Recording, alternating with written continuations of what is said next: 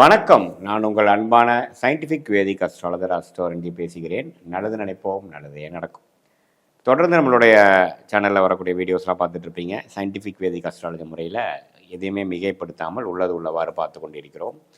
அந்த வகையில் ஜூன் 2025 மீனராசிக்காரருக்கு எத்தகைய ஒரு மாதமாக வரப்போகுதுன்னு பார்க்கும் பொழுது, ஆண்டு கிரகம் என்று சொல்லப்படுகிற சனி, குரு, ராகு, கேதுவோட பயிற்சி பார்த்திங்கன்னா ஆல்ரெடி முடிந்து தான் ஜூன் மாதமே பிறக்குதுங்கிறது நமக்கு தெரியும். இப்போ மார்ச் 29ஆம் தேதி நடந்த சனி பயிற்சி பார்த்திங்கன்னா மீனராசிக்கு ஜென்ம சனி கொடுத்து விட்டது.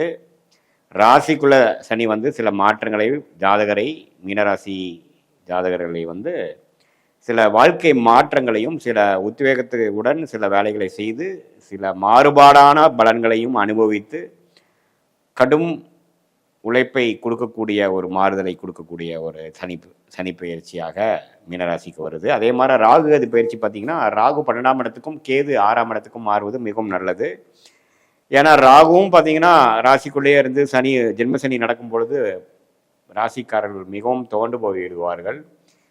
எடுக்கக்கூடிய முடிவுகளில் கிளாரிட்டி இருக்காது, மிஸ் ஆகிடும். இப்போ ராகு பயிற்சி சனி பயிற்சி வரும் பொழுது மீனராசிக்காரர்களுக்கு ஒரு நல்ல பலன். ஸோ மெயினாக இந்த மார்ச் முடிந்து ஏப்ரல் மேலே பார்த்தீங்கன்னா 45 நாட்கள் ராகுவும் சனியும் ராசிக்குள்ளேருந்து சில பிரச்சனைகளை கொடுத்து கொண்டிருந்த மீனராசிக்காரர்களுக்கு இந்த ஜூன் மாதம் பிறக்கிறது சில கிளாரிட்டி, சில நல்ல விஷயங்கள், சில நல்ல மாற்றங்களை கொடுக்கக்கூடிய அமைப்பு கண்டிப்பாக உண்டு.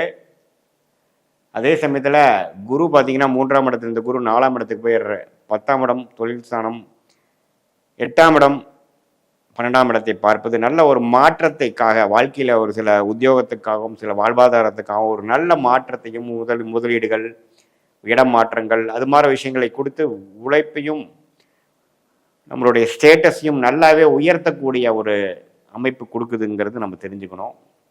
என்ன ஜென்மசனி வந்துருச்சுன்னு பயப்பட வேண்டாம். ஜென்மசனியில் அதிக உழைக்க போகிறீங்க, அதிக உத்வேகத்தோடு செயல்பட போகிறீங்க. என்ன எல்லாமே எடுக்கக்கூடிய முடிவெல்லாம் கொஞ்சம் பொறுமையாக எடுக்கணுங்கிறது தான் முக்கியம்.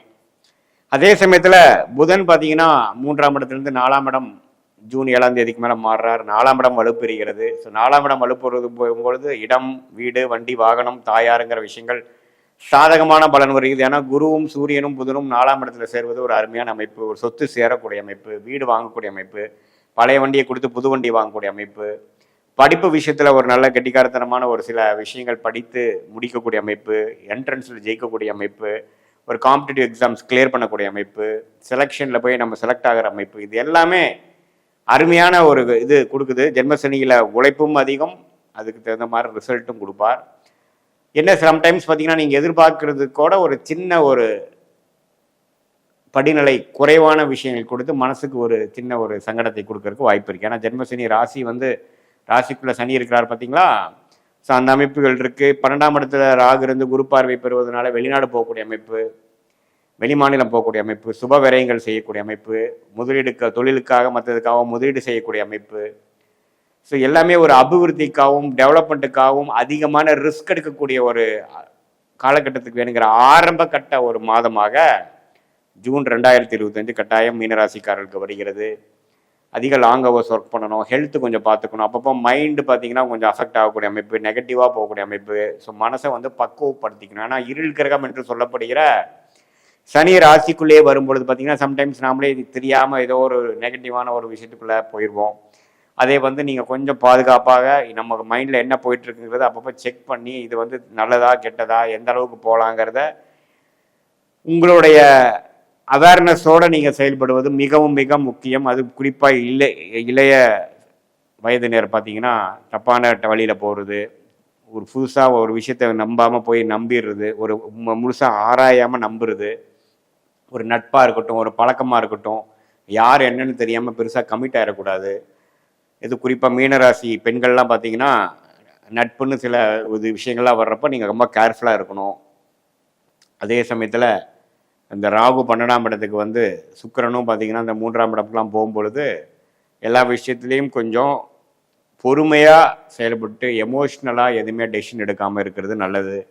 ஏன்னா அடுத்த ஒரு 1.5 வருஷம் ஜென்மசனி நடக்கக்கூடிய அந்த மீனராசிக்காரர்களுக்கு இப்போதான் பார்த்தீங்கன்னா இந்த சனி உள்ள நல்லா ராகுவும் விலகி இப்படி 4ஆம் இருக்கும்போது ஒரு தொழில் விஷயமா வேலை விஷயத்துக்காக குரு 4ஆம் இடத்துலேருந்து 10ஆம் இடத்தை பார்க்கும் பொழுது கொஞ்சம் அவசரப்பட்டு சில முயற்சிகள் எடுக்கிறப்போ அதுக்காக சில பல மாதங்கள் வந்து கொஞ்சம் அவதூறு கஷ்டப்பட வேண்டிய அமைப்புகள் எல்லாமே இருக்குது. ஸோ எல்லாமே நம்ம என்ன மாதிரி ரிசல்ட்டு எது மாதிரி அமைப்பு இருக்குன்னு தெரிஞ்சு வேலையை மாறுறது, பிஸ்னஸ் அபிவிருத்தி பண்ணுறங்கிற பேரில் பண்ணி போய் கேஷ் ஃப்ளோ ப்ராப்ளம் ஆகிடக்கூடாது. எல்லாமே கொஞ்சம் சிந்தித்து செயல்படக்கூடிய ஒரு தருணமாக அமைப்பு தேவைப்படுற ஒரு அமைப்பாக இருக்குது. எடுத்துமா கவுத்தமான்னு பண்ணக்கூடிய அமைப்புகள் இல்லாமல் இருக்குதுங்கிறது நீங்கள் தெரிஞ்சுக்கணும். ஸோ மற்றபடி மீனராசிக்காரர்களுக்கு பார்த்தீங்கன்னா ஓரளவுக்கு வளர்ச்சிகள் உள்ள ஒரு ஜென்மசனியாகவும் வளர்ச்சிகளை நோக்கி கடுமையாக உழைக்கிறதுக்கு நம்ம தயாராகக்கூடிய மாணவர்களாக இருந்தாலும் சரி, இளைய வயதினராக இருந்தாலும் சரி, உத்தியோகஸ்தர்களாக இருந்தாலும் சரி, நடுவயதினர் தொழிலதிபர்களாலும் சரி, அதிகமான விஷயங்கள் வந்து நம்ம செய்து முடித்து நம்மளுடைய ரிசல்ட்டை சாதகமாக்க வேண்டும் என்பதற்காக தன்முனைப்போடு செயல்படக்கூடிய அமைப்புகள். இதில் வந்து நட்பு வட்டாரங்கள், வட்டாரங்கள், பழக்க வழக்கங்கள், குடுக்கல் வாங்கல்கள், இதிலெல்லாம் கொஞ்சம் கேர்ஃபுல்லாக இருக்கணும். யாரோட டீல் பண்ணுறோம் அப்படிங்கிறது பார்க்கணும். ஏன்னா சனியை பார்த்திங்கன்னா 7ஆம் இடத்தை பார்க்குறாரு இல்லைங்களா? ஸோ அது மாதிரி அமைப்புகள்லாம் கொஞ்சம் கவனமாக இருக்கணுங்கிறது நான் கேட்டுக்கிறேன்.